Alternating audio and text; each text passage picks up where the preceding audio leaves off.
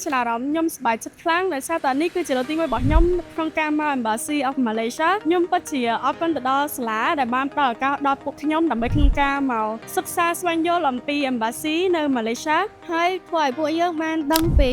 ព័ត៌មានជាច្រើនរវាងទំនាក់ទំនងការទូតទំនាក់ទំនងអន្តរជាតិរវាងប្រទេសកម្ពុជានិងប្រទេសម៉ាឡេស៊ីដូចជាខាង political social ហើយនិង economic ដែរជំរាបសួរអ្នកទាំងអស់គ្នានាងខ្ញុំឈ្មោះត្រីសុអ៊ា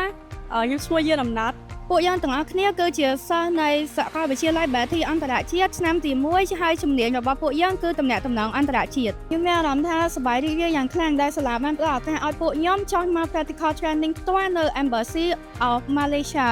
ហើយធ្វើឲ្យពួកយើងបានដឹងពី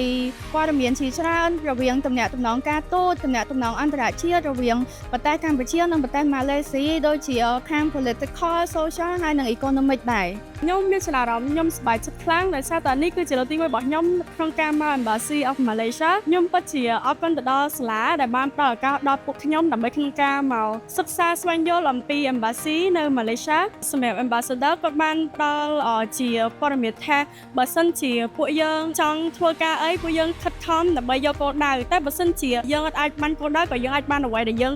ចង់បានដែរបងគាត់បានផ្ដល់ដំណោមានឲ្យពួកយើងដែលរៀនខាងទំនាក់ទំនងអន្តរជាតិនឹងឲ្យពួកយើងខំប្រឹងរៀនដើម្បីទទួលបានការងារណាដែលយើងចង់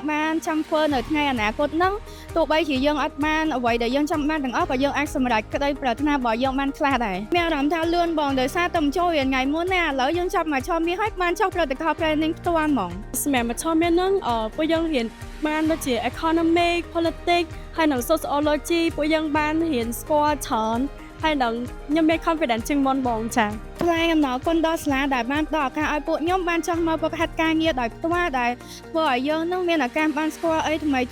រៀនបានច្រើនពង្រឹងចំណេះដឹងរបស់យើងបានច្រើនជាងដោយសារយើងបានចុះមករៀនផ្ទាល់អញ្ចឹងយើងទទួលបានស្គាល់អ្វីថ្មីផ្ទាល់ជាងដែលយើងរៀននៅក្នុងថ្នាក់